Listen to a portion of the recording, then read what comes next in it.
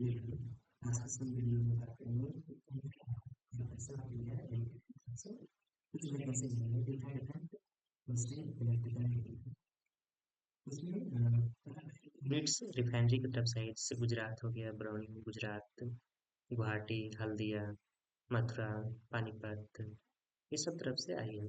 जैसे ये देखिए, एक हम बताते हैं पोस्ट नंबर के अकॉर्डिंग। ये पोस्ट कोड 201, जिसका नंबर है, नाम है पोस्ट का junior engineering assistant for production. इसमें अलग अलग रिफाइनरीज के यूनिट्स हैं, गुवाहाटी, बरौनी, गुजरात, हल्दिया, मथुरा, पानीपत, ये सब तरफ से है। सब में 17 शिफ्ट, किसी में 51, 75, 16, 12। इसका बाइफर्केशन भी है, एक बार का ईडब्ल्यूएस का, एससी, फिर एसटी, अगेन ओडब्ल्यूएस का है। इसके बाद आता है हमारा जूनियर इंजीनियर, पीएनयू का है, फिर इलेक्ट्रिकल का है, मैकेनिकल का है, इंस्ट्रूमेंटेशन का है। उसको आता है जूनियर क्वालिटी कंट्रोल एनालिस्ट का है। फायर एंड सेफ्टी का भी यहाँ पे वैकेंसी देखने को है। अब हम बात करते हैं इलेक्ट्रिकल। मेन हमारा डिस्कशन रहेगा कि इसमें से किसके लिए क्या क्या क्वालिफिकेशन है, कितने पैसे आपको पे करने हैं फॉर्म के लिए, सिलेक्शन प्रोसीजर क्या रहेगा, ये सब चीज़ें पे हम देखेंगे। फर्स्ट आता है हमारा production, junior engineering assistant for production के लिए।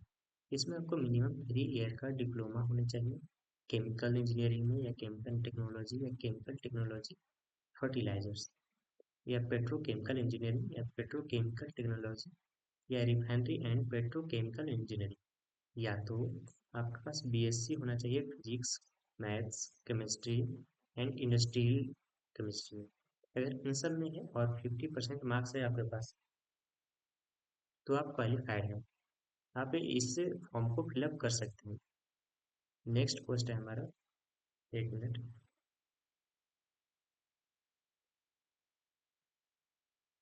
नेक्स्ट है हमारा junior engineering assistant for PNU. इसके लिए भी सेम है, मैकेनिकल होना चाहिए 3 इयर्स का डिप्लोमा में, या मैकेनिकल प्रोडक्शन में होना चाहिए। और दूसरा, इलेक्ट्रिकल वाले भी एलिजिबल है इसमें, या इलेक्ट्रिकल एंड इलेक्ट्रॉनिक्स भी है तो भी आप एलिजिबल है। Electrical power system, electrical engineering में अगर डिप्लोमा 3 ईयर का किए तो आप एलिजिबल हैं। नेक्स्ट आता है, या हम बीएससी के हुए physics, math, chemistry, industrial chemistry, तो आप एलिजिबल हैं। साथ ही इसमें ये पीएनयू वाले सीट्स में बॉयलर बॉयलर का आपके पास सेकेंड क्लास का नेशनल अप्रेंटिसशिप सर्टिफिकेट भी होनी चाहिए।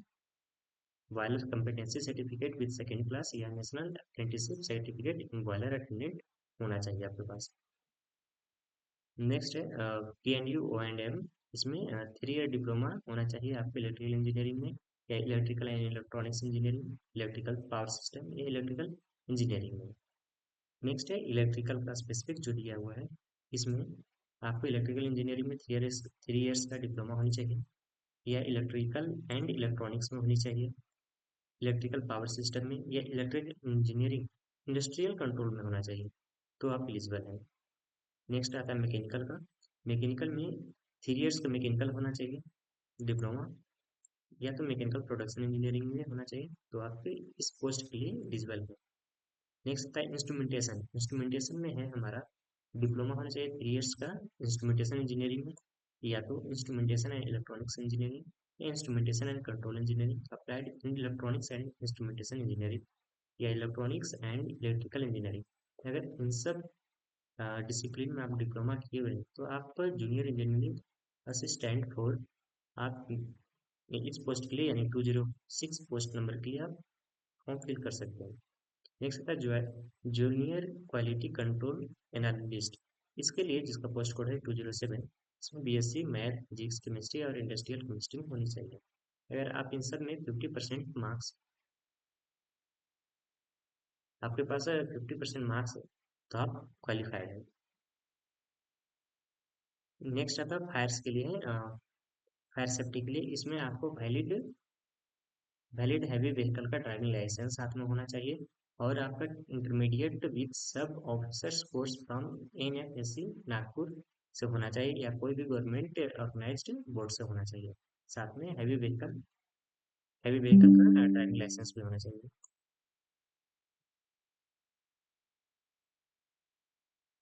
Just a minute. और क्या है, अगर आपके साथ आपकी जानकारी के लिए कुछ कुछ एजुकेशनल क्वालिफिकेशन के लिए क्या है, डिप्लोमा या बीएससी इमरान सब्जेक्ट है जैसे spied against respective post above only will only be considered as eligible qualification. Diploma, BSc in other than a specified subject branch shall not be considered. One more thing, अगर आपके पास higher qualification है तो भी आप इसमें eligible नहीं है। ये सब दूसरा पॉइंट्स आपको हाईलाइट करके दिया है। अगर किसी का मार्क्स 59.99 आ जाता है परसेंटेज, तो उसको 59 ही ट्रीट करेंगे, ना कि 60। 60% से वो कम ही रहेगा ऐसा। नेक्स्ट है हमारा रिजर्वेशन। SC ST OBC को मिलेगा, उनके लिए ये पैरामीटर्स।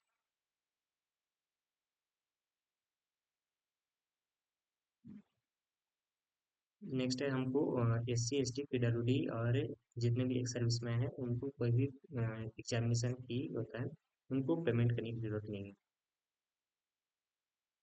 दूसरा चीज ये भी है कि SC ST PWD candidate CVT या स्किल टेस्ट में जब पहुंचेंगे तो वहाँ पे सेकेंड क्लास का एसीरियल फेयर उनको मिलता है, तो वो चीज़ को रिवर्स कर सकते हैं। मिनिमम एज का बात करें तो 18 ईयर्स होना चाहिए मिनिमम, मैक्सिमम 26 ईयर्स होनी चाहिए। नेक्स्ट है एज रिलैक्सेशन। SC ST को 5 ईयर का मिलेगा, OBC को NCL को 3 ईयर्स का एज का रिलैक्सेशन मिलेगा। और मिनिमम क्वालिफाइड मार्क्स जो CBT में होगा उसमें SC ST कैंडिडेट्स को और PWD कैंडिडेट्स को 5% का रिजर्वेशन उनको देखने को मिलेगा। ये था मैक्सिमम एज और मिनिमम एज का क्राइटेरिया। ठीक है, ये तो एग्जामिनेशन का है।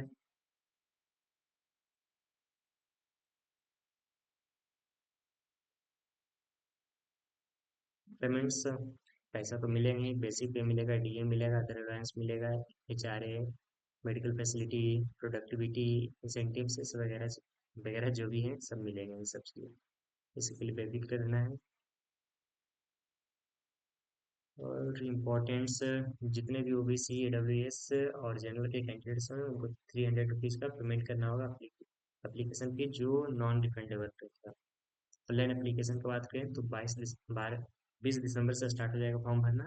आप 9 जनवरी तक आप फॉर्म भर सकते हैं। इसके अलावा आप कहीं और से फॉर्म फिलअप करने का कोई तरीका जुगाड़ रखते हैं तो आप नहीं, आपका वो फॉर्म एक्सेप्टेबल नहीं रहेगा। आपको ओनली ऑन IOCL की वेबसाइट से ही फॉर्म फिलअप करना है।